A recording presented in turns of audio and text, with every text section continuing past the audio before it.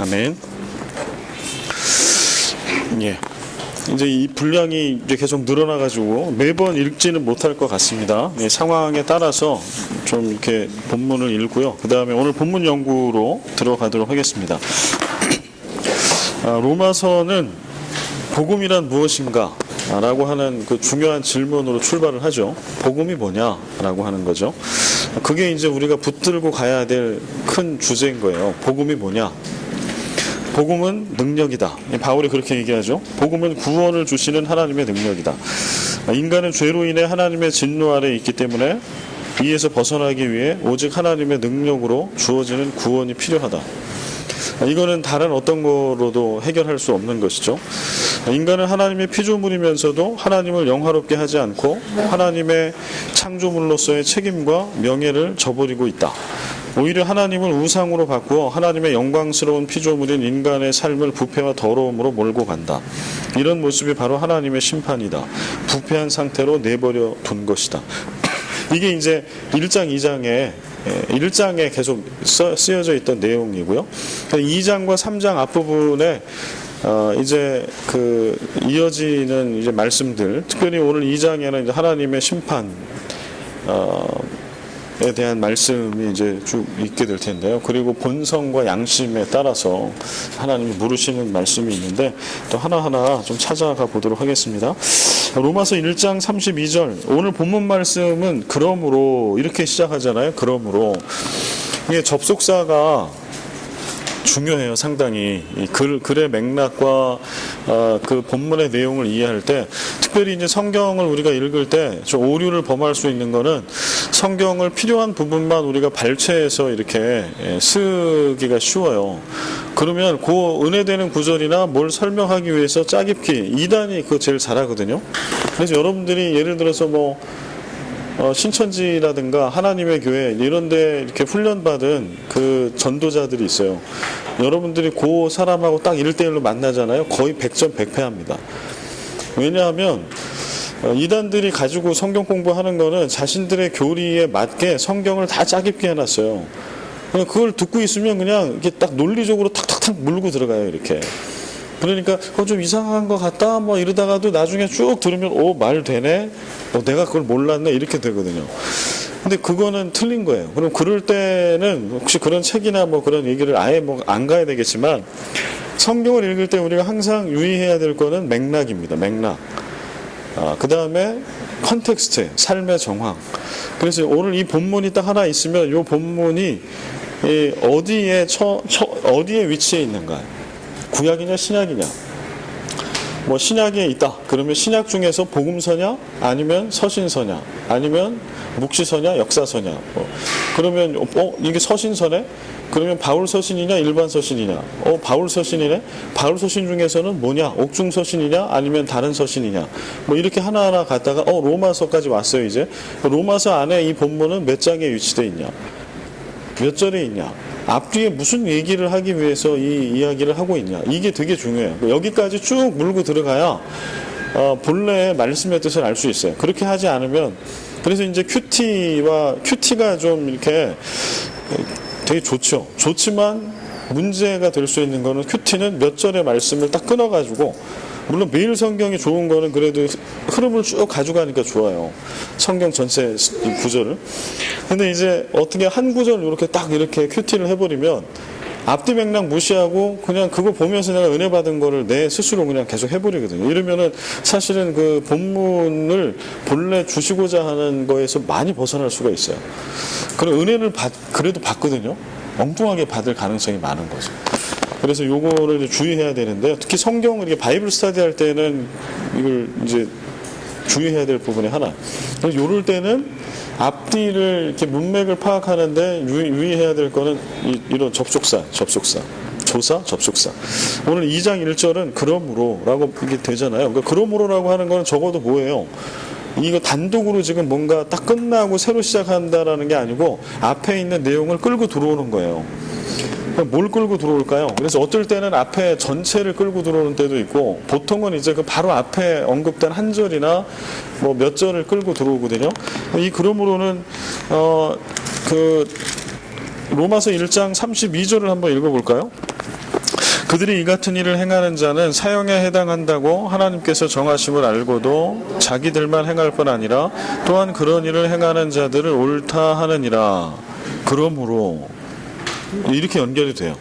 그래서 그러나 이 32절은 요 하나만 또 있지 않고 앞에 쭉 그런 내용들이 쭉 계속 연이어서 나오죠. 하나님을 떠나고 복음을 받아들이지 않은 자의 그 타락한 이야기 목록이 막 몇십 개가 나오잖아요. 그 전체를 끌고 들어오는 거죠. 그래서 그러한 내용들을 좀 가지고 있다라고 하는 거. 그러므로 남을 판단하는 사람아, 누구를 막론하고 네가 핑계하지 못할 것은 남을 판단하는 것으로 네가 너를 정죄함이니 판단하는 네가 같은 일을 행함이니라. 이런 일을 행하는 자에게 하나님의 심판이 진리대로 되는 줄 우리가 아노라. 이런 일을 행하는 자를 판단하고도 같은 일을 행하는 사람아, 네가 하나님의 심판을 피할 줄로 생각하느냐. 여기 이제 등장하는 사람이 나와요. 남을 판단하는, 그러므로 남을 판단하는 사람. 여기 남을 판단하는 사람은 어떤 사람일까요? 저 1장 맨 끝부분에 계속 나와 있는 그 사람들이에요. 그 엄청난 죄악을 다 행하고 있는 사람, 그리고 이런 악을 행하는 게 사형에 해당되는 것을 알면서도 하나님을 알면서도 하나님을 영화롭게 하지도 아니하고 하나님을 예배하지도 않고 믿지도 않은, 그리고 32절에 보면 뿐만 아니라 그런 일을 행하는 자들을 옳다 얘기하는, 악한 것, 불의한 일을 행하는 자를 오히려 야 그게 옳아라고 진리를 아주 바꿔버리는 그런 사람이죠. 남을 판단하는 사람. 근데 그런 사람들이 이제 2장 1절에 오면 오히려 뭘 하는 거 아니 남을 판단해요. 이게 진리가 뭔지를 거꾸로 이야기하는 자들의 속성이 남을 판단을 하고 있다라고 하는 거예요. 그러면 남을 판단하고 정죄를 하면 그러면 그 사람은 하나님의 진노 앞에 무사할 수 있느냐? 오늘 2장은 그렇게 얘기하지 않는 거죠. 로마서 2장 1절은 누구를 막론하고 네가 핑계하지 못할 것은 남을 판단하는 것으로 네가 너를 정죄함이니 판단하는 네가 같은 일을 행함이니라. 그래서 누군가, 우리는 이제 이런 게 있어요. 누구가 너 틀려라고 정죄를 하거나 판단을 하면 우리는 어떤 느낌이 들어요? 그렇게 말한 사람은 옳고 그 말을 듣는 사람은 틀리다. 이렇게 딱 그 느낌이 들어요. 정서상. 근데 오늘 로마서 2장 1절은 그렇게 얘기하는 게 아니에요. 아무리 누가 논리적 성경적 근거를 가지고 들이대면서 넌 이래서 틀렸어, 뭐해서 틀렸어라고 얘기를 한다고 해서 그게 그렇게 되는 게 아니다. 결국은 그렇게 말하는 사람의 속성은 판단하는 사람인데 하나님께서는 그가 판단하는 그 판단의 동일한 기준, 그게 진리라고 할 때 그 진리의 기준을 가지고 판단하는 그 사람도 동일하게 하나님께서 판단하신다는 거예요. 그 말씀을 하고 있는 거죠. 이런 2절에 이런 일을 행하는 자에게 하나님의 심판이 진리대로 되는 줄 우리가 아노라. 기준은 진리고 아무리 뭐 누구를 판단하고 뭐를 하더라도 그 사람도 자기가 말한 그 진리의 판단을 정확히 받게 된다라는 그런 말씀이죠. 3절 이런 일을 행하는 자를 판단하고도 같은 일을 행하는 사람아, 네가 하나님의 심판을 피할 줄로 생각하느냐? 그러니까 지금 여기 그 로마서 1장 뒷부분과 2장에 지금 맞물려 있는 이 사람, 이 죄인의 속성은 무엇인가 하니 자기가 죄인이고 하나님을 떠나 있음에도 불구하고 누군가를 진리의 잣대를 가지고 틀렸다라고 얘기를 계속 하는 거예요. 근데 본인이 이 틀린 거를 모르는 거죠. 그래서 하나님은 그를 그 진리의 잣대를 가지고 동일하게 판단하실 거라고 하는 준엄한 말씀을 지금 쓰고 있습니다. 그 다음에 우리가 여기서 우리가 하나 또 봐야 될 건 뭐냐면 자꾸 행한다라고 하는 얘기가 나와요. 1절에도 네가 같은 일을 행했다. 죄를 행한 거죠. 2절에 이런 일을 행하는 자, 3절에 이런 일을 행하는 자, 같은 일을 행하는 사람.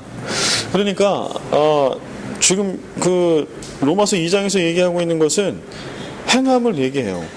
우리는 선을 행하지 않으면서도 다른 사람이 악을 행하는 것에 너무나 정확하게 판단하고 비난하며 심판하는 경향이 있죠. 그러나 정작 선을 행하는 자는 드물어요. 지금 그걸 지적하고 있죠. 그 다음에 이제 표면적으로는요, 여기 나와 있는 남을 판단하는 사람은 사실은 누구를 지금 딱 꼬집어서 지금 바울이 얘기하고 싶은 거냐 하면 유대인을 얘기하는 거예요. 유대인들. 율법, 모세 오경에 있는 율법 토라를 가지고 이방인들을 특별히 이방인들을 딱 그 잣대를 가지고 너는 이 율법을 지키지 않았으니까 너희는 죄인이고 그래서 하나님은 너희를 심판할 거라고 하는 이야기를 한다는 거죠. 근데 그 이방 유대인들은 표면적으로는 율법을 알고 있어요. 그리고 어떤 면에는 아는 것뿐만 아니라 지키기도 해요. 그런데 중요한 거는 하나님의 진심, 율법에 담겨진 진심, 하나님의 뜻대로 절대 행하는 게 아니죠. 그게 진리에 위배된다고 하는 거죠. 그래서 그런 유대인들에 대한 통렬한 지금 비판을 지금 하고 있는 겁니다. 근데 이게 어느 정도냐 하면은 유대인들의 그 시오니즘, 잘못된 시오니즘이 여기 남을 판단하는 사람 유대인을 지칭한다고 얘기를 했는데 여기 보면 유대인들의 이제 그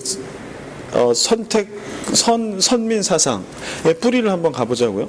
그 선민 사상의 뿌리를 가면 아브라함부터 시작이 돼요. 아브라함.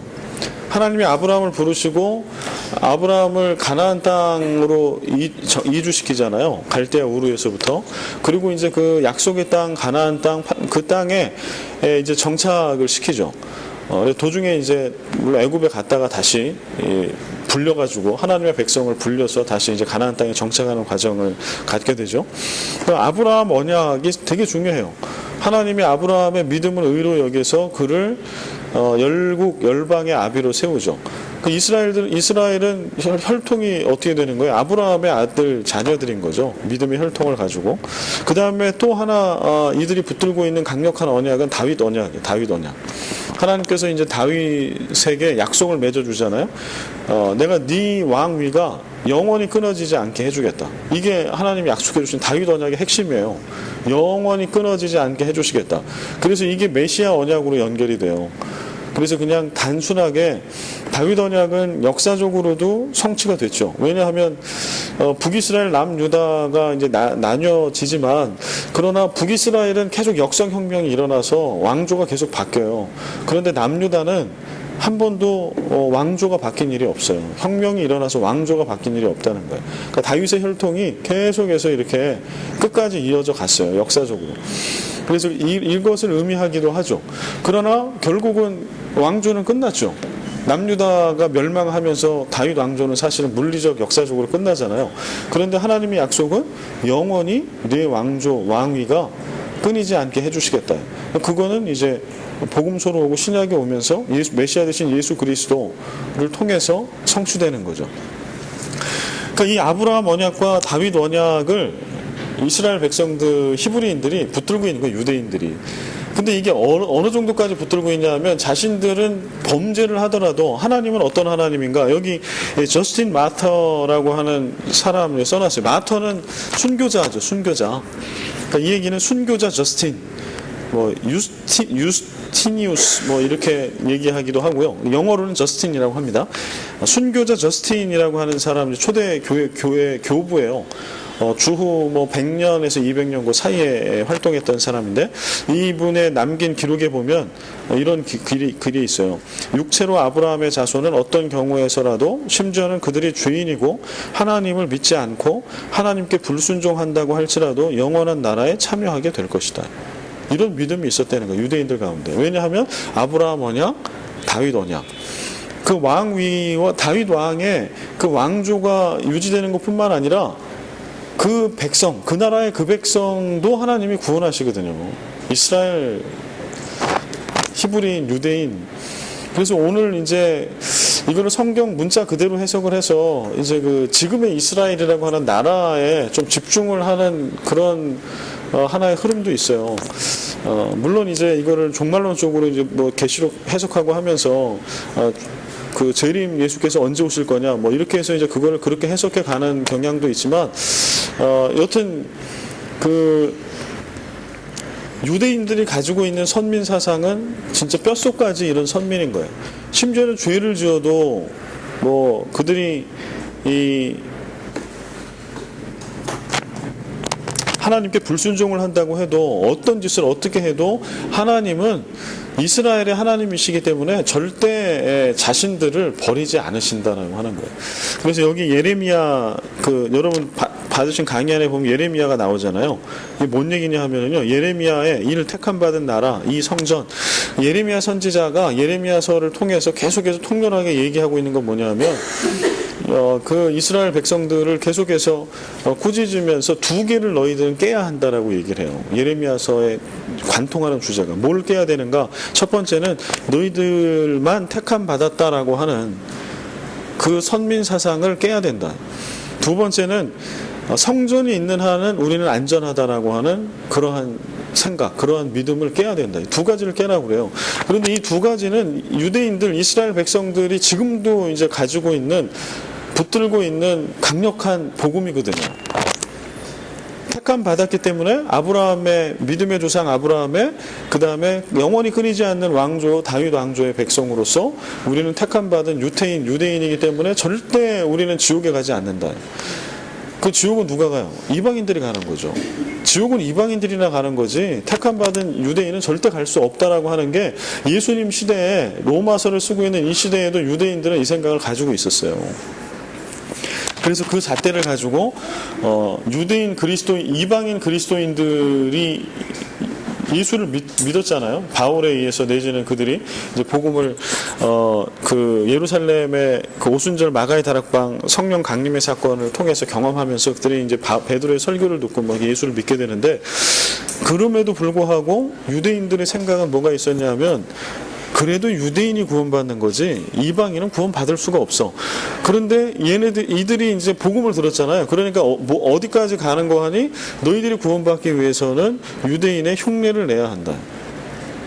율법을 지켜야 한다. 그래야 구원받는다. 양보해서 거기까지 간 거예요.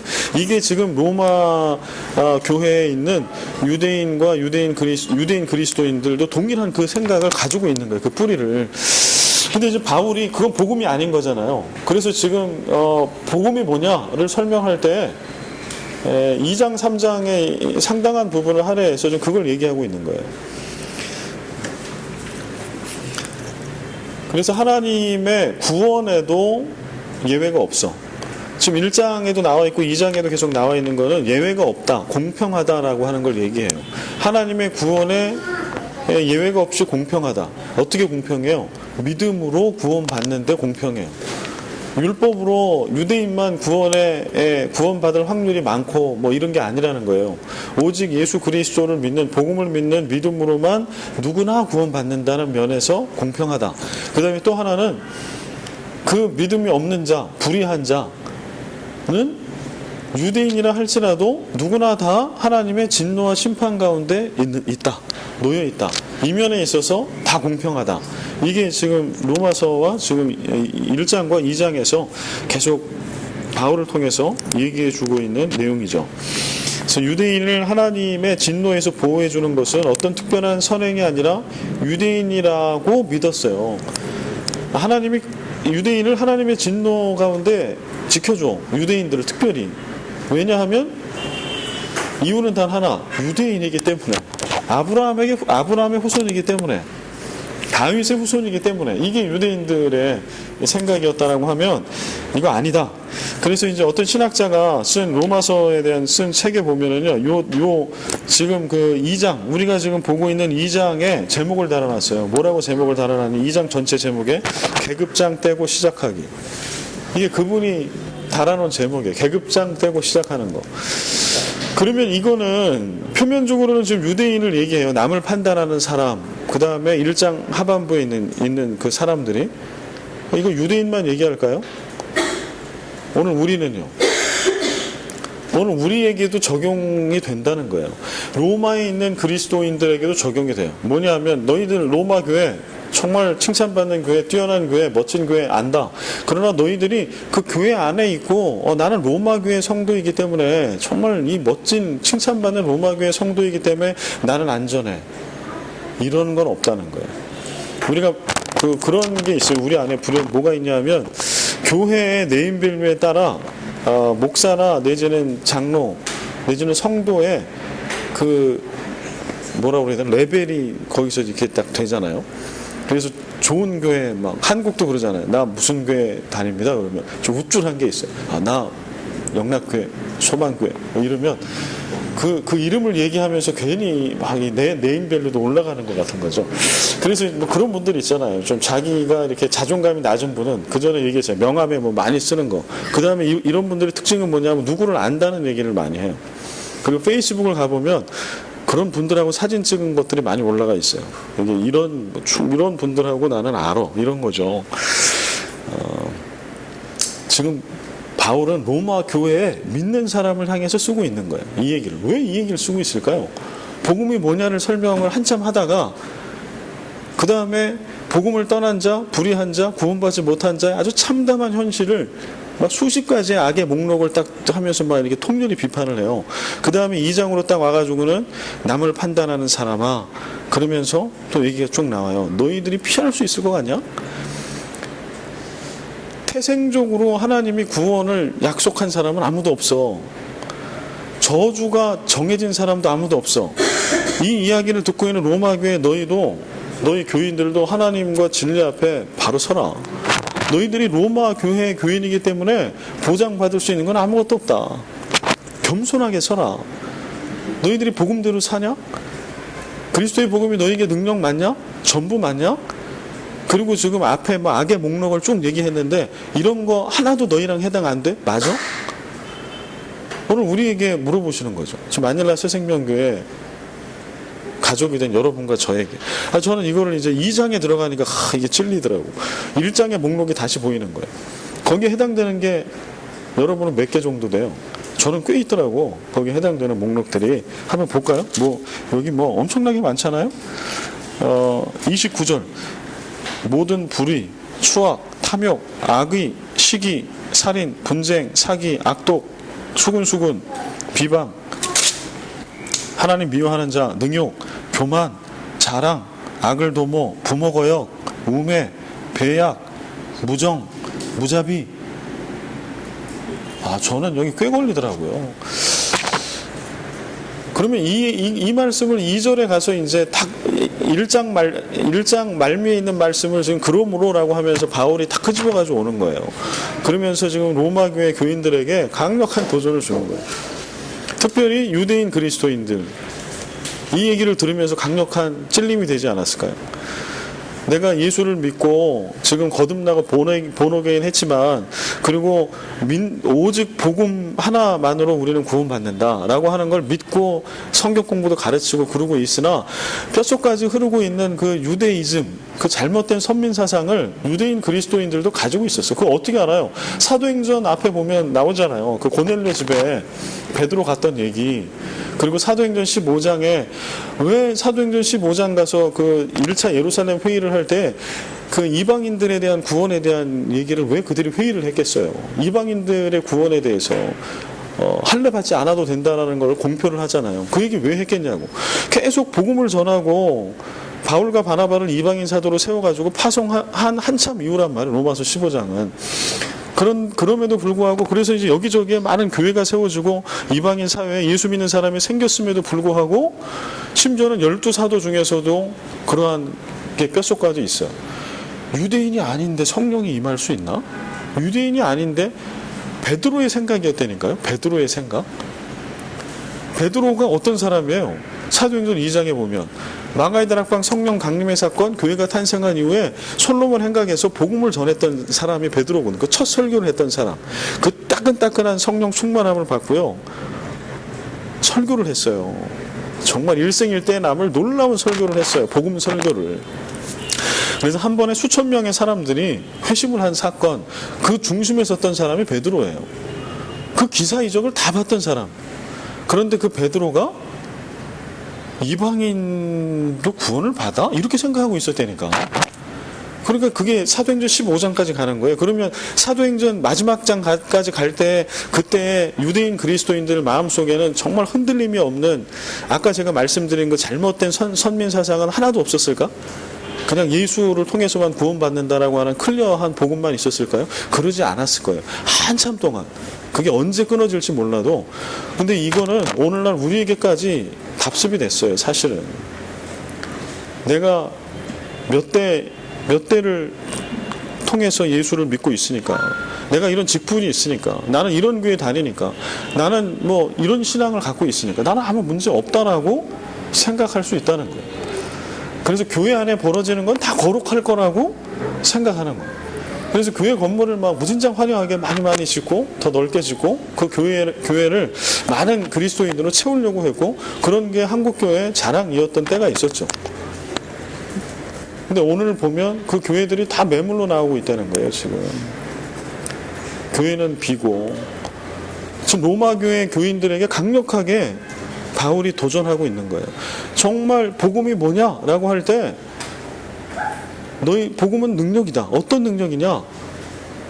죄로 인하여 죽은 자들 구원받을 수 없는, 로마서 1장 후반부에 나와 있는 이런 악독으로 가득 차, 죄로 가득 차 있어서 하나님이 이미 이 땅 가운데서 심판을 받게 내버려 버린 그런 자들조차도 구원시키는 능력, 뭐가? 복음이. 그러면 너희들에게도 그래? 그 예수 그리스도가 복음인데, 그러면은 유대인들이요 너희에게도 정말 그러냐? 이렇게 지금 도전하고 있는 거고요. 오늘 이거는 우리의 삶의 자리로 받아가지고 와야 한다라고 하는 거예요. 우리는 하나님 앞에 동일하게 섭니다. 벌거벗은 모습으로 서야 합니다. 그럴 때 하나님이 보시는 건 뭐라고요? 말씀대로, 복음대로. 일단은 복음을 알고 믿느냐 1번. 근데 우리는 자꾸 이제 어느 선까지 얘기하냐면 그거 있잖아요. 사형리에 믿고 시인하냐, 여기에 매달려요. 그러나 성경은 믿고 시인해도 부족해. 오늘 얘기하는 거, 로마서 2장에 얘기하는 거는 믿고 시인하는 거로 다 된다라고 얘기 안 해요. 그 다음에 뭐로 가야 된다고? 행해야 한다.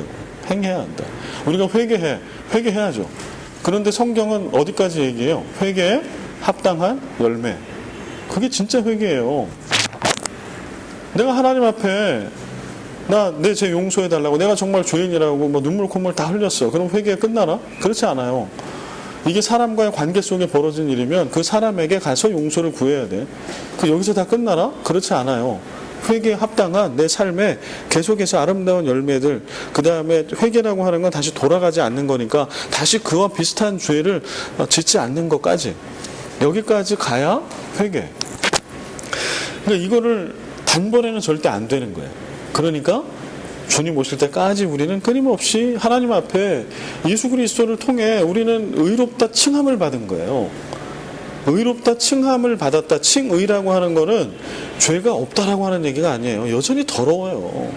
그런데 뭐가 칭이라고 그랬어요? 의롭다함을 받다는 거는 여전히 죄인이고 길티 유죄지만 심판자께서 너 죄 없는 것으로 내가 여긴다.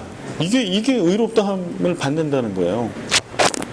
우리가 예수를 믿고 구원을 받는다, 하나님의 자녀가 됐다라고 하는 거, 칭의, 거룩한, 의롭다함을 얻는다라고 하는 거는 그 순간에 전혀 죄가 없는 거룩한 존재로 바뀌는 것을 얘기하고 있는 게 아니고, 여전히 우리는 부족하지만 너 죄 없어 이제.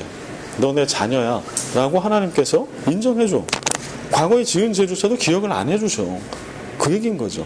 그러니까 우리가 예수를 믿어도 우리 가운데 연약함이 남아있어요? 없어요? 있잖아요. 그래서 예수를 믿고 은혜를 받아도 우리는 실수하잖아요. 상처 주잖아요. 그런 이유가 거기 있어요. 그러면 계속 그렇게 살면 되냐? 아니죠. 매일매일 끊임없이 새벽기도, 새벽제단을 쌓고 공예배, 예배의 자리, 말씀의 자리, 묵상의 자리, 기도의 자리 찾아서 가야지. 그리고 이런 복음 앞에, 지금 제가 말씀드린 이 복음 앞에 서야죠. 그리고 도망가지 말고 내 실체를 바라보고 또 회개해야죠. 그리고 예수를 또 닮아가야죠. 그런 삶을 살아가야죠. 이걸 계속 반복. 그래서 구원파가 이단인 이유는 거기 있어요. 구원파가 얘기하는 거는 예수 그리스도께서 과거, 현재, 미래에 지을 모든 죄를 용서해 주셨기 때문에 무슨 회개를 하냐고, 이미 용서받았는데 뭐 자꾸 죄인이라고 얘기하냐, 그거는 주님을 욕되게 하는 거라. 이게 구원파의 핵심 교리거든요. 틀렸다는 거예요. 그건 뭔가 의로움에 대한 거를 잘못 알고 있는 거예요. 그러면 진짜 우리 모두는 후광이 비치는 천사가 돼야지, 예수 믿고 나면. 근데 안 그렇잖아. 여전히 사기치고, 구원파의 그 교주 때는 그분도 뭐 사기 해가지고 이렇게 되고, 우리가 다 부족하거든요. 그래서 오늘도 우리는 하나님 앞에 계급장을 떼고 매일매일 서야 한다. 그래서 우리가 목사가 되고 장로가 되고 권사가 되고 항존직 안수를 받고 이런 직분자가 되고 아무리 좋은 교회를 다녀도 하나님 앞에는 그냥 계급장 떼고 서는 거예요. 그리고 목사가 되고 나서 제가 좋은 게 하나가 있고 참 실탄하기보다는 벗어버리고 싶은 게 하나 있어요. 좋은 거는 목사이기 때문에 끊임없이 말씀 앞에 안 나갈 수가 없잖아요. 뭐 직업적으로라도 말씀을 봐야 되잖아요. 개인적인 묵상 시간을, 그래서 목사는 갖기가 참 어렵거든요. 오히려 이건 직업적으로 뭐 그럼 뭐가 다르냐? 달라요. 의무감이 하는 것과 정말 내가 주님을 사랑하는 마음, 말씀을 사모하는 마음으로 나오는 건 다르겠죠. 근데 여튼 어떻게라도 그런 자리에 계속 나와야 된다는 거는 너무 감사해요. 제가 제 본성은 아니까 그거는 너무 할렐루야 아멘. 근데 하나는 뭐냐 하면 자꾸 뭔가 이렇게 하나가 껍데기가 씌워진 상태로 주님 앞에 서기가 쉽다는 거죠. 목사로 서기가 쉬운 거예요. 나도 모르게 그냥 그렇게 서잖아요. 그게 내 삶이고 내 신분이니까. 그리고 그게 그 생활, 목사 생활을 한 지 오래되면 구분이 잘 안 돼요. 내가 목사인지 그리스도인, 자연인, 하나님 앞에 1대1로 서 있는, 이게 정말 하기 어려워지거든요. 그게 어려운 것 중에 하나죠. 그러나 바울이 지금 얘기하고 있는 거는 계속해서 그렇게 쓰라는 거예요. 계급장 떼고, 유대인 떼고, 로마 교회라고 하는 거 떼고, 니네들 무슨 칭찬받은 메가처치에 있는 교회 교인이라는 거 떼고, 하나님 앞에 딱 서서 율법, 복음 알아? 믿어? 행해? 이거요. 행하냐? 살고 있냐? 4절. 혹 네가 하나님의 인자하심이 너를 인도하여 회개하게 하심을 알지 못하여 그의 인자하심과 용납하심과 길이 참으심이 풍성함을 멸시하느냐. 이제 계속해서 남을 판단하는 사람에 대한 통렬한 이 비판을 이제 하고 있는 겁니다. 혹 네가 하나님의 인자하심이, 여기 이제 세 가지가 나와요. 인자하심, 용납하심, 길이 참으심. 이게 하나님의 속성이에요, 지금. 인자하심을 볼까요? 인자하심은, 이건 이 뜻을 좀 설명하기 위해서 원어의 발음을 썼습니다. 헬라어로 크레스토테토스라고 합니다. 인자하심. 이거 다른 말로 편하게 쓰면 선하다. 예, 선하다. 선하신 하나님. 그러면 어느 때에 이 단어를 신약에서 쓰고 있느냐? 예수님께 향유를 부은 죄 많은 여인. 그 다음에 가늠하다 현장에서 잡힌 그 여인을 용서해 주신 예수 그리스도, 그분은 크레스토테토스 하신 거예요. 그런 예수는 선하신 분이시다. 그런 예수는 인자하시다. 이럴 때 인자하다라고 하는 단어를 쓴다는 거예요. 근데 하나님은 인자하신 하나님, 선하신 하나님, 뭐 죄인 되고 현장에서 가늠하다 잡힌 여인이라 할지라도 그를 안아주시고 다시는 그 죄를 짓지 말라 하시며 그에게 살 기회를 주시고 그를 품어주시는 하나님, 선하신 하나님, 인자하신 하나님이신데, 그래서 그 하나님이 너를 인도하여 회개하게 하심을 알지 못하여, 그 하나님이 정말 그 천하에 어떻게 할 절망스러운 그 자를 이렇게 끌어서 회개하게 하시는 것을 알지 못해. 그리고 나서 하나 더 나아가서 하나님의 인자하심과 선하심과 용납하심. 여기 용납하심은 아노케스라는 헬라어인데요. 이거는 휴전이라고 하는 뜻이 있어요. 휴전. 그럼 무슨 뜻이냐? 원수와 적대 행위를 중단하는 거예요. 용납하다라고 하는 게 그런 뜻이 있다고. 원수와 적대 행위를 중단하는 거. 이 원수가 있고 죄인이 있으면 어떻게 해야 돼요? 공의의 하나님은 싸우셔야 되고 그를 박살내셔야 되잖아요. 근데 그거를 일시적으로 휴전, 중지, 일시적인 거예요. 단 주어진 시간에 붙들지 않으면 지나가 버려. 용납하시면 그런 의미가 있어요. 영원히가 아닌 거예요. 일정 기간 참아주시는 거예요. 휴전, 냉각 기간을 갖고 돌아올 때까지 기다려주시는 거예요. 그럼 그때 어떻게 해야 되는 거예요? 돌아와야죠. 돌아와야 사는 거예요. 이 기간은 언젠가는 끝납니다. 그렇게 되면 용납하시면 끝나. 전쟁은 시작돼. 그러면 멸망을 당할 거예요. 하나님은 지는 분이 아니니까. 그런 의미가 용납하심. 하나님은 그런 분이라는 거예요. 그냥 완전히 그냥 멸해버릴 수 있고 쪼개버릴 수 있고 그냥 분해해버릴 수 있는 분이시고, 그 자는 그런 일을 당해도 마땅하지만 하나님은 야 휴전, 너 살 시간을 줄게. 이겼다 주는 거죠. 그 다음에 세 번째는 길이 참으심. 이것도 하나님의 속성이에요. 마크로투미아스라고 하는 단어인데, 특별히 이 참는 거는 어떤 사건이나 환경 뭐 이런 게 아니고 사람에 대해 참는 것. 정확히 얘기하면 자신이 복수할 권리가 있지만 그 권리를 사용하지 않는 것. 이게 길이 참음. 누가 이렇다고요? 하나님이 인자하시고 용납하시고 길이 참으세요. 그러니까 지금 심판이 바로 임한 게 아니잖아요. 당연히 심판받아 마땅하고 멸망받아 마땅한데, 하나님은 이런 하나님이니까 지금 그 심판을 받아 마땅할 자들이 뭐라고 얘기를 하는 거 아니? 그런 하나님 앞에 회개하고 부복하고, 주님은 선하십니다. 주님의 용납하심과 길이 참으심이 시편 기자가 고백한 것처럼 제게는 은혜입니다. 제가 회개합니다. 돌이킵니다. 주님 찬양하고 영광을 올려드립니다. 이렇게 가야 정상인데, 하나님께서 이런 하나님이시단 말이에요. 이거를 악용하는 거죠. 그래서 주인들의 속성은 뭐냐면 오히려 멸시하는 거예요. 야, 뭐 하나님도 별거 없네. 뭐 악인들도 잘 사는데 뭐. 아니 그렇게 해도 뭐 하나님 그때마다 뭐 나 지난번에 뭐 이렇게 했는데 다리 부러지지 않았는데, 뭐 이렇게 했는데 뭐 쫄딱 망하지 않고 비즈니스만 잘 되대. 이런 지금 상황이 벌어지고 있는 거죠. 우리는 대부분 소위 벌받지 않고 무사하기를 바라는 막연하고 불확실한 희망을 품고 있어요. 우리 믿음의 많은 부분은 이런 믿음이 있어요. 막연하게 그냥 고통과 뭐 벌 포함해서 고난과 이런 거 없이 그냥 좀 잘 지나가면 좋겠다. 큰 뭐 이런 거 없이 그냥 지금 사는 삶이, 필리핀에서 삶이 참 괜찮으니까 그냥 요 정도 계속 이렇게 그냥 어떻게 가면 좋겠네. 이런 막연한 희망을 가지고 있다라는 거죠. 근데 그 안에는 어떤 일이 있냐면, 어떤 그 잠재되어 있는 믿음과 의식이 있는 거냐면, 이것은 나에게는 일어날 수 없다라고 하는 거예요. 이러한 심판, 이러한 일들은 전혀 나처럼 예수를 잘 믿고 흔들리지 않은 구원의 확신 가운데 이렇게 내가 살아가고 있는 나에게는 이러한 일들은 다 비껴갈 거라고 하는 거. 지금 유대인들이 그 생각 갖고 있는 것처럼 하나님의 심판에서 나는 면제됐다라고 그냥 확신하고 있는 거예요. 이거를 근데 여러분 구분하셔야 돼요. 자, 내가 구원받았나? 매일매일 흔들리라고 하는 얘기가 아니에요. 이 얘기는 근거 없는 자만심을 가지고 하나님 앞에 서지 말라는 거죠. 우리가 오늘 이 자리에 이렇게 구원을 받을 수 있는 유일한 이유는 우리가 믿어서 우리가 잘나서가 아니에요. 믿음도 하나님께서 우리에게 주신 거고, 성령이 우리 안에 있어야 믿으니까 오직 하나님의 은혜 때문인 거예요. 그래서 겸손하게 하나님 앞에 매일 나가서 엎드리라는 거죠. 나의 부족함을 고백하라는 거죠. 그리고 말씀대로 복음대로 사는 삶을 끊임없이 살아라. 그 이야기입니다.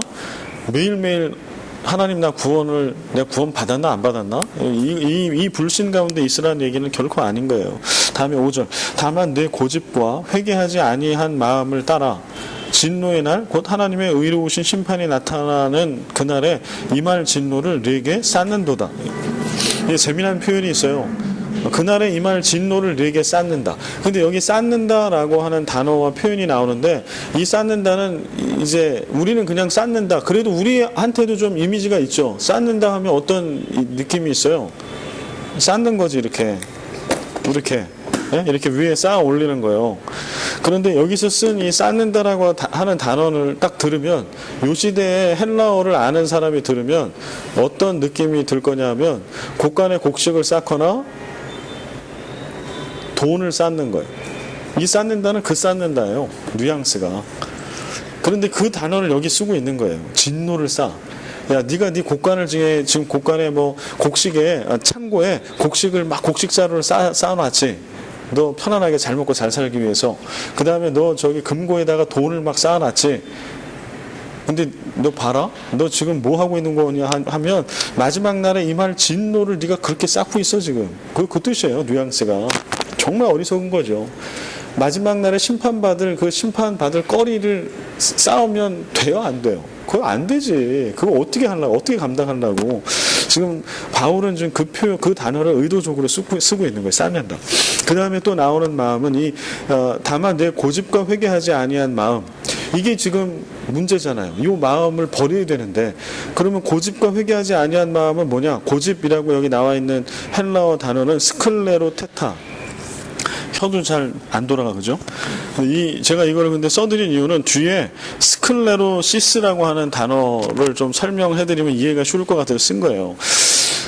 그 의학 용어들은요, 대부분 헬라어, 그리스 헬라에서 나온 거죠. 의술이라고 하는 것들이. 그래서 헬라어 원어 공부를 하다 보면은요, 그 의학 용어의 어원이 되는 그런 단어들이 많이 나와요. 그래서 여기도 지금 스클레로시스, 이게 경화증이라고 하는 의학 용어예요. 경화증. 그런데 이 단어가 어디서 나왔냐면 스클레로테타라고 하는 고집이라고 하는 단어에서 나왔다는 거예요. 그러면 이제 어떤 뜻인지 알겠죠. 고집이라고 하는 게. 고집은 뭐가 고집이에요? 딱 굳어져서 간경화가 간암으로 가기 일보 직전이잖아요. 이건 안 고쳐져요. 왜요? 한번 딱 굳어버린 경화된 간은 절대 부드러워질 수가 없대요. 그냥 간 경화에 처방을 하는 약이나 약물은 그게 더 이상 진행되지 않게 막는 것 뿐이라는 거예요. 고집이 그런 거, 고집. 딱 이렇게 있으면 절대 진리가 들어와도 안 바꾸는 거예요. 뭐가 들어가도 안 바꿔. 우리한테 한글로 고집도 그런 의미가 있죠. 쇠고집, 이러면 어떤 느낌이 들어요? 뭐라고 얘기해도 절대 안 바꾸는 거. 그런데 그게 성경에 이야기하는 고집의 의미예요. 뭐라고 해도 바꿔지지 않아. 이미 딱 굳어졌기 때문에 돌을 소프트한 뭘로 바꿀 수 없어. 젤리 같은 걸로. 재미난 표현이죠. 그러니까 지금 이 말씀을 듣고 있는 사람의 마음 상태가 그렇다는 거예요. 다 굳어져가지고 나는 아무 문제 없다. 나는 지금 하나님께 택함 받았기 때문에 나는 어떻게 해도 나는 구원받았고 나는 어떻게 해도 아무 문제 없고 하나님 앞에 내가 어떻게 살아도 하나님은 사랑의 하나님이니까 동성애를 해도 용서하시고 뭐를 해도 용서하시고 하나님은 사랑의 하나님이니까 이제 그렇다는 거예요. 지금 딱 이렇게 해서 안 바꿔. 하나님의 인자하심, 용납하심, 길이 참으심. 이거는 하나님께서 우리를 너무 사랑하시는 표현이죠. 우리를 구원하시기 위해서 한 명이라도 더 구원하시기 위한 하나님의 방편이고 성품이죠. 그런데 그거를 거기에 대해서 반응하는 이 완고한 죄인들의 마음은 어떠냐면 절대 안 바꾸는 거예요. 하나님이 그렇게 하시더라도 유예해 주시는 건데 지금 휴전 기간은 짧아요. 그러면 그때 바꿔야 되잖아, 마음을. 근데 이게 딱 굳어져 있어. 경화증 걸린 환자처럼 안 바뀌고 있는 거예요. 회개하지 아니한 마음 같은 거죠. 회개한다라고 하는 거는 죄라고 하는 게 관역을 벗어나는 거니까 회개하면 다시 원래대로 원상태 하나님이 만들어주신 그 거룩한 모습으로 돌아가야 되는 거거든요. 근데 그게 돌아가지 않고 못하는 거예요. 딱 굳어 있으니까. 지금 그 상태를 얘기하는 겁니다. 그래서 우리가 고집이 세다. 이게 그냥 성격일 수 있어요. 그죠? 그래서 그런 거 있잖아. 최씨 고집, 황씨, 또 누구죠? 고집 센 성씨가 뭐 하죠? 예? 안강최. 여기 안강최 손 들어보세요. 안강최. 여기는 한 분도 안 계세요? 훌륭하십니다. 고집 센 분이 한 분도 안 계세요. 근데 신기한 거는 이제 그런 분들 보면 진짜 고집이 좀 세더라고, 확률적으로는. 그래서 진짜 이게 흘러가나? 이런 생각이 들기도 한데, 우리가 이거를, 고집 센 거를 그냥 신앙을 떠나면, 성격이지. 이렇게 얘기할 수 있어요.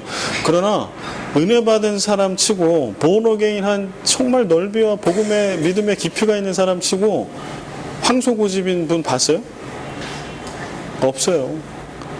부드러워요. 은혜 받은 분은 성격대로 안 살거든요. 온유한 성품, 주님의 성품대로 사는 거지 자기 성격대로 안 살아요. 지금 우리가 이거 돌아봐야 돼. 그러니까 우리 가운데 고집과 회개하지 아니한 마음 하면, 회개하지 아니한 거는 알죠. 이건 죄지. 이거는 천하에, 이건 말도 안 되지. 근데 고집 그러면 이거는 성격, 성품 이렇게 생각해요. 그러나 오늘 바울은 우리가 생각하는 그 고집을 여기 쓰고 있는 거예요. 그게 지금 그렇게 하나님의 심판 가운데 내버려 두셔가지고 막 지금 그렇게 살고 있는 자의 속성이다라고 얘기해요. 그래서 오늘 우리가 우리 스스로를 좀 돌아봐야 합니다. 그래서 정말 예수 그리스도를 닮은 자의 성품을 닮아가려면 그러니까 앞으로 고집 부르면 간경화 이렇게 생각하세요. 죽는구나. 남편들이 고집이 세. 죽는 거예요. 바꿔야지. 근데 제가 청년들한테 이제 이게 무슨 연애 특강이나 이런 거 할 때 앞으로 어떤 사람을 만나야 되냐, 어떤 사람은 절대 안 되냐 할 때 제가 얘기해 주는 것 중에 하나가 이거예요. 고집. 이게 서로 대화를 하고 뭐가 듣고 변화되어 가야 하는데 무슨 얘기를 하는데 절대 바뀌지 않고 변화되지 않는 사람이 있는데 그게 네가 인식이 되고 자각이 되면 그때부터 끝나는 거야. 너는 빨리 헤어져라. 걔가 너 사랑하니까 바뀔 거라고? 안 바뀌어. 그러니까 그 인간은 절대 연애하면 안 돼. 그러니까 너는 앞으로 고생할 거야. 그러니까 내가 이 사람을 계속 사귀어야 되냐 말아야 되냐 결혼까지 가야 되냐 말아야 되냐라고 할 때 다른 모든 매력적인 게 다 있더라도 바꿔가지 않으려고 하는 사람은 절대 만나면 안 된다고. 제가 연애 특강할 때 반드시 하는 얘기. 근데 결혼해서 살아보니까 진짜 그렇더라고. 근데 결혼하고 연차가 막 될수록 사실 잘 안 바뀌잖아요. 이렇게 얘기하면 저도 아내가 웃잖아. 비웃잖아요. 너나 잘하지. 그대나 좀 바뀌시지. 네. 그러나 노력합니다. 저는 이렇게 말씀을 이렇게 또 선포하면 또 해야지. 뭘 어떻게 바꿀지는 참 감이 안 오지만 또 바꿔가야 되죠. 네. 그런데 이제 정말 고집스러운 사람, 회개하지 아니한 마음을 갖고 있는 사람의 특징은 뭐예요? 나는 회개할 거리가 없다. 나는 바꾸지 않아도 된다는 확신에 차 있다는 거예요. 그런 사람의 속성이. 그래서 하나님의 심판 가운데 그냥 내버려져 있는 거예요. 그런 상황. 이걸 우리 스스로에게도 좀 적용해 봐야 한다고 하는 거죠. 다음에 6절과 7절 하나님께서 각 사람에게 그 행한 대로 보응하시되 참고 선을 행하여 영광과 존귀와 썩지 아니함을 구하는 자에게는 영생으로 하시고. 근데 하나님께서는 어떻게 하세요? 각 사람에게 행한 대로 보응하세요. 네가 어떻게 살았냐? 네가 율법을 아냐? 그렇게 쓰고 있지 않아요. 네가 뭘 지식이 얼만큼 있냐? 그거 아니고 네가 유대인이냐? 헬라인이냐? 그거 아니고 네가 어떻게 행했냐? 각 사람대로. 그래서 우리의 배우자가 안 믿어. 그러면 이 준엄한 말씀은 그렇게 해당이 돼요. 아내나 남편이 예수 잘 믿는다고 그래서 그 남편과 아내가 어떻게, 물론 확률적으로는 이제 나중에 변화되고 예수 믿게 될 확률이 많겠지만 그 현재 시점에서는 답이 없어요. 우리 자녀들 예쁘잖아요. 우리 자녀들이. 근데 자녀들이 예수를 안 믿어. 이미 주님 떠난 지 오래됐어요. 근데 3대째 4대째 있기 때문에 희망은 있어요. 하나님, 저도 그런 희망이 있어요. 그런 가정 신방하면 얘는 분명히 하나님이 돌이키게 해주실 거라는 확신은 있으나, 그러나 지금 온 타임의 이 시점에서는요, 하나님은 그의 행한 대로 판단하신다는 거예요. 이건 아멘이에요. 돌이킬 방법이 없어요. 그래서 오늘 우리가 두렵고 떨리는 마음으로 서야 합니다. 그래서 오늘 이 시점에서 내가 말씀대로 복음대로 사냐? 여러분들이 10년 전에 은혜 많이 받았어. 그거는 그때 받은 거야. 은혜는 지금 이때가 중요해. 내가 지금 은혜 받고 있냐가 중요하니까, 그래서 매일매일 기도의 자리, 말씀의 자리, 예배의 자리를 사모하고 말씀대로 복음대로 말씀이 삶이 되는, 기도가 일상이 되는 삶을 올해뿐만 아니라 우리는 주님 다시 만나는 때까지 그렇게 살아야 되는 거예요. 참고 선을 행하여 영광과 존귀와 썩지 아니함을 구하는 자에게는 영생으로 하시고. 여기 단어들을 좀 주목할 필요가 있는데, 여기 영광이라고 나오죠. 영광. 이 영광 하면 여러분 어떤 게 탁 떠올라요? 이거는 인간이 하나님께 영광을 올려드리죠. 그럴 때도 써요. 그런데 영광을 인간한테도 쓰는 경우가 있어요. 어떤 경우에 쓰냐면, 우리 하나님께서 우리가 영광을 받을 존재는 아니잖아요. 인간은 영광스러운 존재가 될 수 없어요. 영광은 하나님께 어울리는 단어예요. 그런데 이 영광을 인간에게 쓰는 경우가 있어요. 어떤 경우냐면, 하나님 아버지께서 우리를 영화롭게 해주세요. 복음을 통해서. 그럴 때 이 단어를 써요. 그래서 우리는 하나님께 영광을 올려드리는 거룩한 삶을 살아. 하나님께서 우리를 영화롭게 해주세요. 영화롭게. 인간은 도달할 수 없는, 전혀 받을 수 없고 어울리지 않는 그 단어를 우리에게 선사해 주시는, 영광은 그런 두 가지 의미를 여기 가지고 있어요. 근데 이제 하나님 각 사람에게 행한 대로 보응하시는데, 참고 인내하면서 선을 행하여 영광 존귀 썩지 아니함을 구하는 자가 있어. 우리가 이런 자가 돼야 되겠죠. 내 이름을 날리는 게 아니라 하나님의 이름을 영광스럽게 영화롭게 해드리는 삶을 사는 거. 그러면 그 주님께서 예수 그리스도를 통해서 우리의 이름을 빛나게 해주세요. 인간이 가질 수 없는 천사보다, 지금 우리가 이 땅에 살고 있는 건 천사보다 조금 못하게, 그러나 그렇지 않잖아요. 실제 우리의 존재는, 우리는 하나님의 자녀들인데요. 우리를 그렇게 영광스럽게 영화롭게 만들어 주시는 거죠. 다음에 존귀라고 여기 되어 있는데요. 이 존귀는 앞에 나와 있는 그 목록들이 쭉 있잖아요. 정말 말도 안 되는 그런 목록들의 반대말이에요. 인간이 그런 추악한 가운데 내버려 둠을 당할 수도 있으나 존귀할 수도 있는 거예요. 그리고 이 존귀함을 가지고 하나님께 올려드릴 수도 있다라고 하는. 그 다음에 썩지 아니한다라고 하는 것은 단순하게 부패하지 않는 것이라고 하는 뜻을 가지고 있습니다. 그러나 이 뜻은 좀 더 나가면 불멸이라고 하는 뜻이 되고요. 좀 더 나가면 영존이라고 하는 뜻이 돼요. 그래서 이 썩지 아니함이라고 하는 단어는 신약에 다른데 어느 때 쓰는고 하니 부활의 개념을 설명할 때 써요. 부활의 개념을 설명할 때. 영광, 존귀, 썩지 아니함. 누구는 썩어지고 부패하고 간음하고 음탕하고 시기하고 질투하고 막 이런데 내버려져서, 그럼에도 불구하고 자기가 그런 줄도 모르고 나는 아무 문제 없다라고 살아가는 자가 있는 반면에, 혹 어떤 이들은 하나님께서 각 사람에게 행한 대로 보응하는 것을 깨닫고 알고 믿는 어떤 이들은 참고 선을 행하면서 영광과 존귀와 썩지 아니할 영원과 부활의 소망을 가지고 하나님께 올려드리고 그렇게 살아간다라고 하는 거예요. 8절까지 하고 한 5분 쉬겠습니다. 8절, 오직 당을 지어 진리를 따르지 아니하고 불의를 따르는 자에게는 진노와 분노로 하시리라. 이건 정반대죠. 오직 당을 지어 진리를 따르지 아니하고 불의를 따르는 자에게는 진노와 분노로 하시리라. 진리를 따르지 않으니까 불의를 따르는 거, 이건 같은 얘기예요. 여기 진노와 분노가 나오는데요.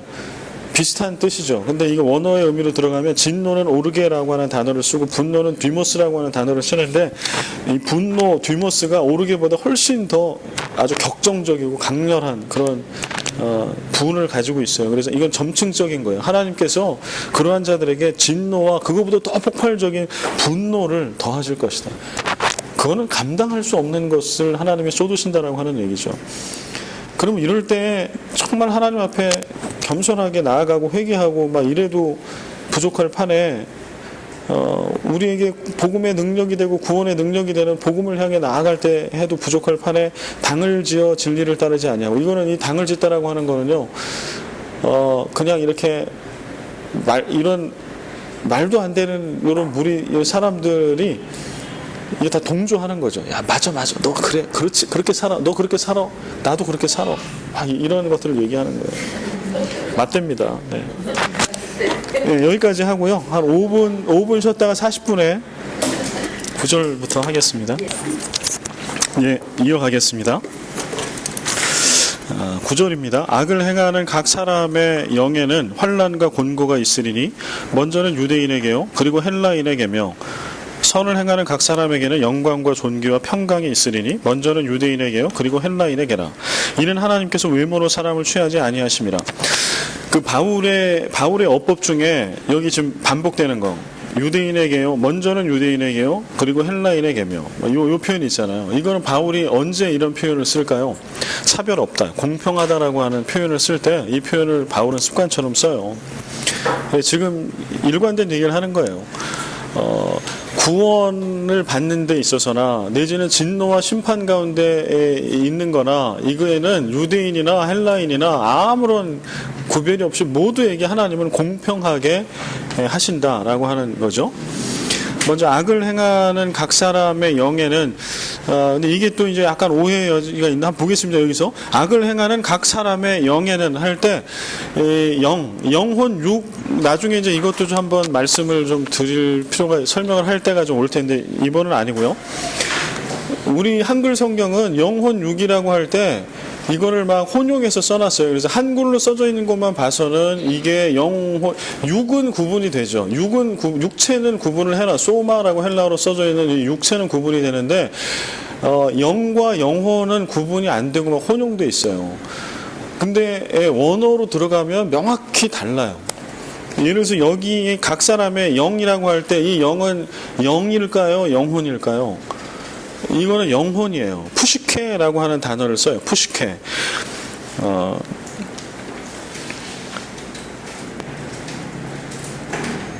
어디 갔지? 예. 선을 구절이죠. 예, 여기 영. 이 영 설명을 밑에 잘려갔네, 이게. 로마서 3장 29절 볼까요? 29절 본문 밑에 보면, 각 사람의 영에는 제 설명 써놓은 거, 나눠드린 거. 2페이지 맨 아래. 각 사람의 영에는 할 때, 이 영은 영혼을 얘기해요. 헬라어로 푸시케라고 써 있어요. 그러면 어떻게 구분이 되냐면, 영이라고 할 때, 성령 내지는 영이라고 할 때는 푸뉴마를 써요. 푸뉴마. 헬라어로. 그 다음에 히브리어는 루아크라고 돼 있는데, 이런 우리 발음에는 없는 흐 발음이에요. 그 독일어의 흐 발음 있잖아요. 이 할 때 하는 거 그 발음이에요. 근데 이거를 한글로 표기가 안 되니까 루아크라고 했지만 루아크는 아니에요. 루아흐. 이런 발음이고요. 이게 히브리어 헬라어의 영입니다. 영. 이거는 영 내지는 성령을 이야기할 때 쓰고요. 그 다음에 혼을 얘기할 때, 영혼이라고 할 때 그 혼을 얘기할 때는 히브리어로는 네페쉬, 헬라어로는 푸시케를 써요. 푸시케. 그 다음에 육을 얘기할 때는 히브리어로는 바사르를 쓰고 헬라어로는 소마라고 하는 단어를 씁니다. 그래서 이거는 그 한글 성경으로는 구분이 잘 안 돼 있고, 심지어는 그 영어 성경으로 들어가서도 그 번역본에 명확히 구분을 안 하고 혼용을 해서 쓰는 경우가 있는데요. 근데 이제 그런 경우는 뭐냐 하면, 사실은 그거를 영과 영혼을 굳이 구분을 하지 않아도 본문 해석에는 아무 문제가 없는 경우가 많아요. 그런데 어떤 경우는 좀 구분을 해줄 필요가 있으니까 우리가 상식선에서 이제 요거는 설명을 좀 해드린 거고요. 그래서 여기 보면은 악을 행하는 각 사람의 영혼에는 이렇게 되는 건데, 그럼 이거 잘못 이해하면 어떻게 되냐면, 악을 행하는 각 사람의 영혼에 환난과 공고가 있다. 그럼 육체에는 없나? 이렇게 생각할 수 있어요. 그래서 이걸 주석을 들어가 봤더니 그런 뜻은 아니고, 전인적인 각 사람 악을 행하는 그 사람 영혼 육에 전인적으로 다 임한다라고 하는 것을 강조하기 위해서 여기서 영혼이라고 하는 푸시케라고 하는 단어를 쓰고 있다. 이렇게 설명을 하는데, 이 설명이 합당한 설명이라고 보여집니다. 그래서 이걸 굳이 영이라고, 10절에는 영이라는 표현이 없잖아요. 선을 행하는 각 사람 이렇게 되니까, 악을 행하면 영혼에 저주가 들어가고, 선을 행하면 그냥 그 사람에게 가고, 이거는 이런 뜻이 아니라는 거예요. 각 사람의 그 사람 전체, 전인적인 전부에게, 이런 뜻으로 보면 된다 말씀드릴 수 있고요. 그 다음에 선을 행하는 각 사람에게는 영광과 존귀와 평강이 있다. 영광과 존귀는 아까 나왔죠. 영광과 존귀. 그 다음에 영광과 존귀 다음에 앞에는 뭐가 나왔었죠? 영광과 존귀, 썩지 아니함이 나왔는데, 여기는 평강이 나왔네요. 평강. 에이레네. 부족한 것이 조금도 없는 완전하고 완벽한 상태를 얘기하는, 선을 행하는 각 사람에게는 바로 그게 주어져요. 먼저는 유대인에게요 헬라인 차별 없이, 이는 하나님께서 외모로 사람을 취하지 아니하심이라. 하나님은 뭘로 취하세요? 오직 믿음으로. 더 정확히 얘기하면 믿음의 삶을 통하여. 이렇게 이야기할 수 있겠죠. 로마서 3장 30절 같이 읽겠습니다. 시작. 할례자도 믿음으로 말미암아 또한 무할례자도 믿음으로 말미암아 의롭다 하실 하나님은 한 분이시니라. 네, 할례자도 무할례자도 뭐로? 믿음으로. 오직 의인은 믿음으로 믿음에 이르게 하나니, 오직 믿음으로만 의롭다 하실 하나님. 그래서 이게 할례 받은 자나 무할례자나, 우리는 할례자 무할례자가 우리는 별로 해당이 잘 안 돼요. 그러니까 마음에 와닿지 않아요, 이 표현이. 그렇잖아요. 그런데 이거를 유대인이 볼 때는 전혀 달라요. 왜냐하면 할례라고 하는 거는 아브라함 때부터 창세기 17장 때부터 지금 신약 전체를 관통하는 역사와 전통이거든요. 여러분 생각해봐요. 여러분의 어떤 그 가문이나 교회에 우리는 18년밖에 안 됐잖아요. 교회 전통을 얘기할 때. 한국 교회 전체 얘기해봐야 한 120년 이렇게밖에 안 되는데 천 단위가 하는 거예요. 다윗 1000년, 모세 1500년 주전 얘기할 때 주전으로 그렇게 가니까 지금 2000년을 더하면 뭐 주전 아무리 엄격하게 본다고 해도 아브라함 가면 4000년이거든요. 주전 2000년 가고 지금 2000년 붙이면 주전 4000년 넘어요. 그러니까 4000년이 넘게 지켜온 전통이 있다고 생각해봐요. 버릴 수 있겠어요? 근데 그게 믿음 가운데 신앙 가운데 내려온 전통이란 말이에요. 그걸 어떻게 버려요? 그런데 유대인 중에 유대인, 골수 유대인, 랍비 교육을 받은 바울이 얘기하는 거예요. 할례자도, 무할례자도. 이 얘기는 이거를 유대인들이 들으면 기겁을 할 얘기예요. 받아들여지지가 않을 거라는 얘기예요. 4000년 동안이나 지속된 어떤 전통이 있고 관습이 있는데 그게 믿음 없이가 아니라 믿음의 조상이 된 아브라함 때부터 그것도 할례라고 하는 거는 택함 받은 백성의 표시거든요. 구원 받았다라고 하는 표시예요. 마치 세례처럼. 그런데 그게 의미 없어. 이렇게 얘기하는 거예요. 야, 그럼 나 요 말씀 받을 시점으로 따지면 2000년을 그렇게 해왔던 전통인데 2000년 동안이나 조상 대대로 이거는 구원의 징표라고 그렇게 믿고 있었던 걸 갖다가 야, 그거는 구원의 징표 택도 없다? 이렇게 얘기해요. 그런데 이 할례를 구원의 징표로 유대인들은 믿었던 거죠. 그래서 북이스라엘 남유다가 멸망을 당할 때도 아까 예레미야 선지자를 통해서 줬던 얘기도 뭐냐 하면 할례를 받는 걸 통해 누구랑 연결해요? 아브라함하고 연결되는 거예요. 할례 받으면. 예수님도 난지 8일 만에 할례 받으셨잖아요. 그 할례를 받았다라고 하는 거는 수천 년을 뛰어넘어가서 믿음의 조상이 된 아브라함하고 쫙 직선으로 연결이 되는 거예요. 그러니까 내가 죄를 져도 구원받지. 그런 생각을 갖는 거예요. 그 다음에 성전, 이렇게 되면 이 거룩한 하나님의 임재를 상징하는 성전이라고 하면 이 두 가지는 붙들고 있으면 이건 무조건 구원이지. 그래서 그거 붙들다가 망했어요. 이스라엘과 유다가. 근데 그런 역사가 있음에도 불구하고 여전히 예수님 시대에 바리새인들, 서기관들, 사두개인들 뿐만 아니라 지금 본어게인에서 예수 그리스도를 믿은 그리스도인들조차도 할례는 받아야지. 할례는 받아야지. 근데 바울은 전혀 다른 얘기 하는 거예요. 할례 받았냐 안 받았냐? 아브라함의 믿음의 조상이 되는 거 이제 4장 가면은 이제 4장인가? 로마서에 이제 나오거든. 아브라함 얘기가. 그 아브라함을 끌고 들어오는 이유는 그것 때문에 끌고 들어오는 거예요. 아무 상관없어. 할례 받아서 아브라함과 연결되는 게 아니고 성경에 아브라함이 있다. 아브라함의 하나님을 믿음으로 그 믿음을 의로 여겼다라고 하는 말씀이 있고 아브라함이 믿음의 조상 맞아.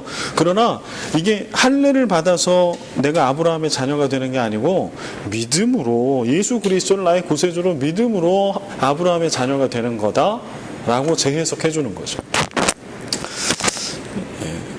로마서 3장 29절 다 같이 읽겠습니다.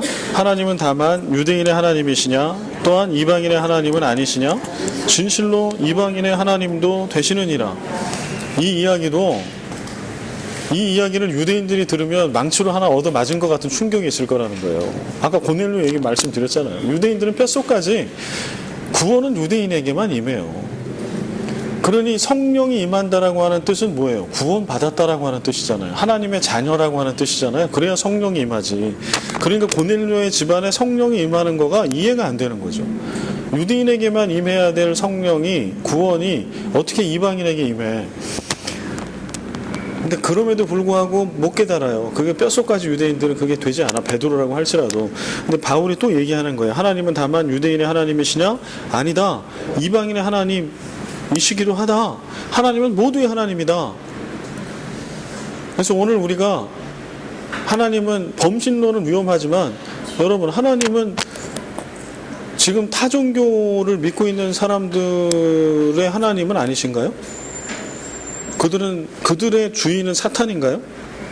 그렇지 않아요. 하나님이에요. 다만 그들이 주인을 모르는 것뿐이에요. 지금 그리고 사탄과 마귀와 그들의 가르침이 아버지가 딴 아버지 밑에서 지금 진짜 뭐 우리 아버지라고 그러고 있는 거지. 근데 우리 생각에 우리가 만약에 진짜 교회를 다니는 사람만 하나님의 자녀고 그 사람들은 진노의 자녀, 사단의 마귀 새끼라고 딱 선을 그어버리는 순간 오늘 이 로마서의 말씀은 헛거예요. 이거는 어떻게 설명할 길이 없어요. 그러면 우리도 동일하게 지금 이 말씀을 받고 있을 때 유대인과 똑같은 사고를 가지고 있는 거예요. 하나님은 그리스도인만의 하나님. 하나님은 모두를 창조하셨죠. 하나님은 우주 만물을 다 창조하셨죠. 그래서 모든 사람들과 모든 소유와 만물이 하나님의 거죠. 다만 그들이 그거를 좀 모르는 어리석게 마귀의 꾀임에 빠져서 아버지가 누군지 창조주가 누군지 주인이 누군지를 모르는 거죠. 그래서 오늘 우리가 해야 될 일은 뭔가요?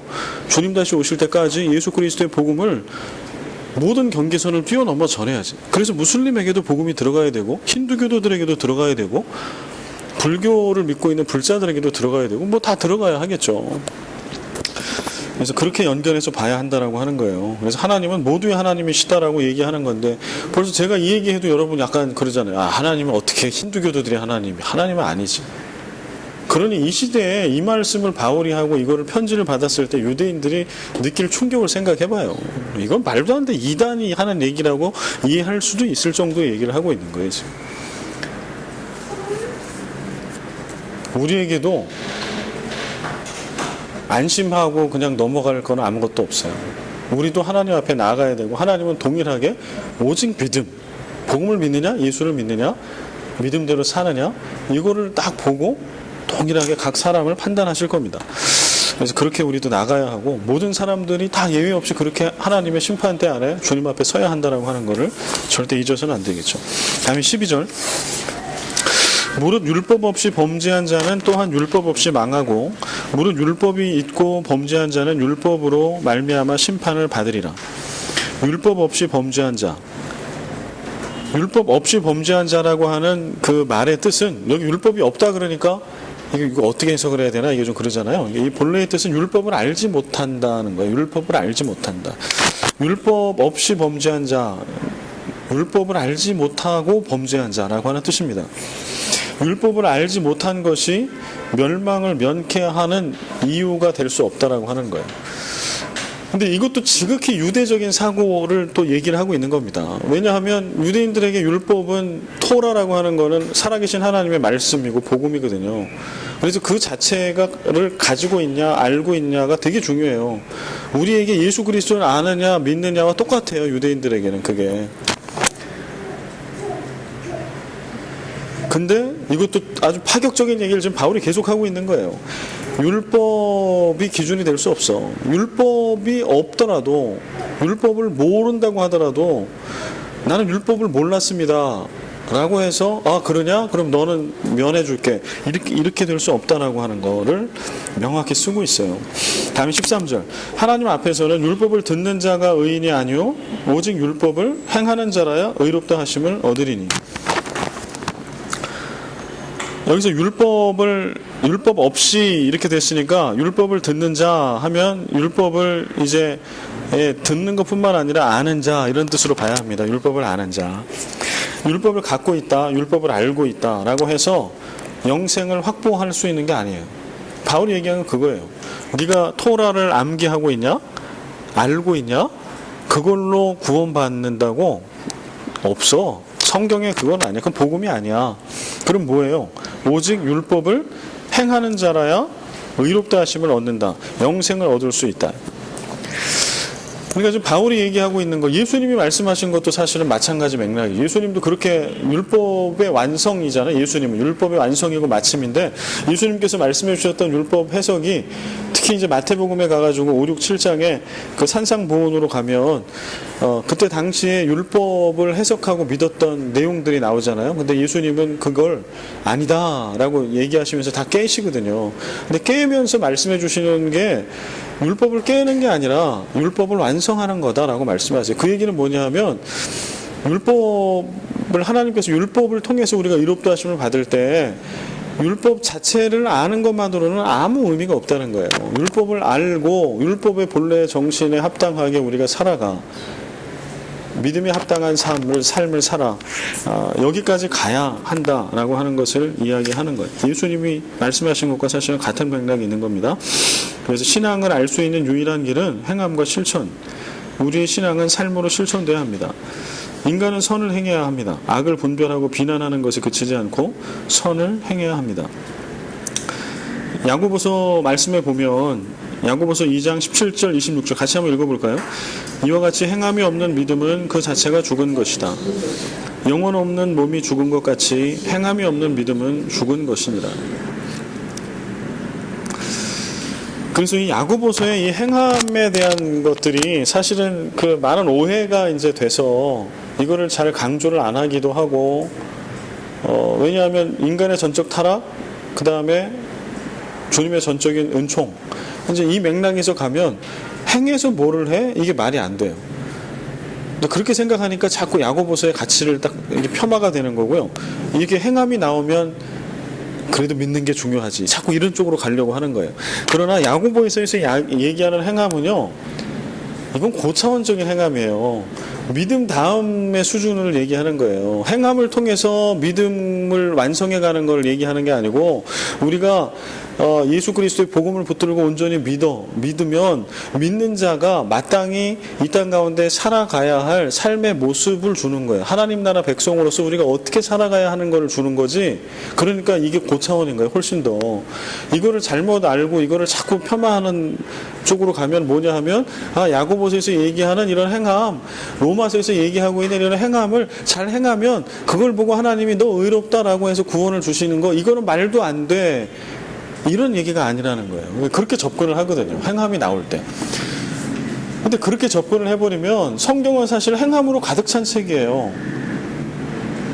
만약에 믿는 것만으로 모든 게 끝나면 예수님은 가르치기만 했어야지. 예수님이 행하거나 십자가에 달려 보여주실 이유는 없잖아요. 진리가 뭔지 그냥 회당에 가서 계속 가르치는 거 하고 책 남기고 이러시면 되는 거 아니에요? 그런데 예수님의 공생의 삶을 보면 정말로 몇 시간을 줌셨는지 알 수 없게끔 예수님의 삶은 복음을 전하는 것뿐만 아니라 복음을 살아내는 데 있거든요. 복음을 살아내는데. 근데 그 살아내는 거를 보니까 그때 당시에 종교 지도자들이 보니까 말도 안 되는 삶을 사는 거죠. 그러니까 복음대로 말씀대로 살면 창기와 같이 밥을 먹어야 돼. 세리와 같이 식탁을 해야 돼.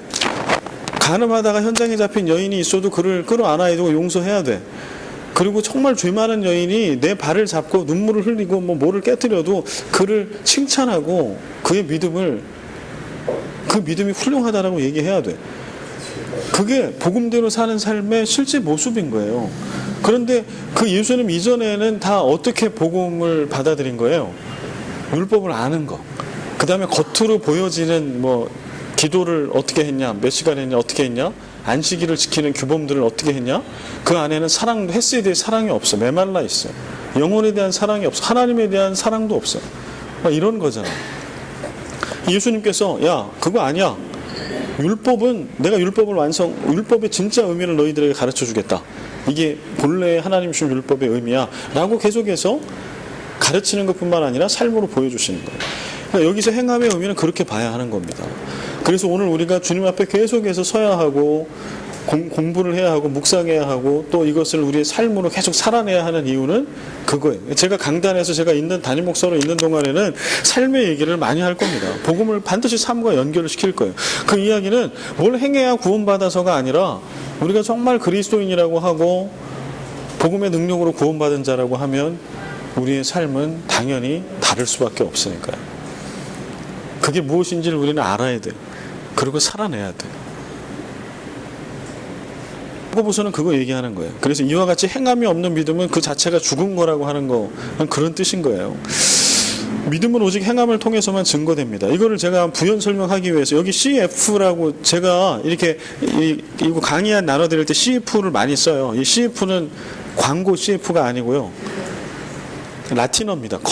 컨페르, CONFER, 영어 알파벳, 이게 라틴어인데요. 그래서 라틴어 약자로 그래서 그냥 CF 이렇게 쓰는데, 이건 참조라고 하는 뜻이에요. 참조. 컨페르, 참조. 내지는 비교할 때나 내지는 참조할 때. 그래서 이게 나오면 뭔가를 좀 참고해봐라, 비교해봐라 해서 주는 거구나, 이렇게 이해하시면 됩니다. 논문을 쓸 때도 이걸 쓰고 하거든요. 제가 설명을 한 번도 드린 적이 없는 것 같아서 여러분도 감은 잡으셨고 아는 분들 많이 계시겠지만 참고로 보겠습니다. 용서를 보자고. 용서에 대한 말씀이 마태복음 18장에 보면 이거 뭐냐면 1만 달란트 빚진 자에 대한 비유의 말씀이에요. 용서를 받는다는 것은 타인을 용서할 수 있게 은혜와 능력을 받는 것이고, 용서를 받으면 용서할 수 있는 이유와 능력이 생겨요. 이게 성경이 이 비유가 말씀하시는 용서의 의미예요. 그래서 하나님께서 먼저 우리에게 엄청난 금액으로 환산할 수 없는 1만 달란트라고 하는 거를 탕감을 해주시는 거잖아요. 십자가의 사랑으로 우리에게 1만 달란트라고 하는 천문학적인 숫자에 그러한 거를 우리에게 탕감해 주신 거예요. 그게 우리의 죄를 용서해 주시는 거라는 거예요. 그걸 하나님은 우리에게 먼저 그렇게 우리가 경험하지 않게 한 다음에 용서해라 이런 분이 아니라는 거예요. 우리 용서해야지. 이게 말씀이잖아요. 이게 복음의 내용이고 실천이 이게 복음의 내용이잖아. 용서해라. 원수를 사랑해라. 근데 우리가 이거를 아는 것 갖고 용서는 아무 의미가 없다는 거예요. 어떻게 해야 된다는 거예요? 용서의 본래 의미로 들어가 내가 하나님께로 예수 그리스도의 십자가를 통해 용서를 받았어. 용서는 이런 거구나. 알았어. 깨달았어. 은혜가 됐어. 내가 하나님께 이런 용서함을 받은 거구나 내가. 할렐루야 아멘. 너무 감사합니다. 눈물 흘렸어. 여기서 그치면 안 된다는 거죠. 믿음은 어디까지 가는 거예요? 그래서 나아가서 용서함을 경험한 자가 용서하는 거예요. 100데나리온 빚진 자를 만났잖아요. 그러면 그 1만 달란트를 탕감받은 은혜와 감격을 가지고 가서 100데나리온 빚진 자를 용서해주는 행함과 실천이 있을 때 비로소 이게 복음이 되는 거예요. 능력이 되는 거예요. 그때 이제 내가 해봐야 본래 하나님이 나를 용서하신 은혜와 감격, 그 자유함이 내 가운데 꽉 찬다는 거예요. 그런 거예요. 다 회개도 마찬가지. 회개해야지. 이런 거 성경에 나와 있죠. 누가복음 3장 8절에 그러므로 회개에 합당한 열매를 맺고 속으로 아브라함이 우리 조상이라 말하지 말라. 내가 너희에게 이르노니 하나님이 능히 이 돌들로도 아브라함의 자손이 되게 하시리라. 우리 아브라함의 자손이니까 우리는 죄 져도 괜찮아. 좀 죄 져도. 그거 아니다. 입술로만 회개한다, 용서해 주세요? 아니다. 회개에 합당한 열매를 맺는 데까지 가야 한다. 그러니까 회개도 머릿속으로만 아멘, 은혜 받은 게 아니고 삶으로 가서 진실한 마음으로 다시 돌이키고 이런 것들이 너희 가운데 실천이 되고 행함이 될 때 머릿속으로 관념 속으로만 있던 율법의 테두리 안에 있던 회개가 이제 복음의 능력이 돼서 우리의 삶 가운데 우리께 된다라고 하는 그런 설명입니다. 마지막 마태복음까지 하고 오늘은 마치도록 하겠습니다.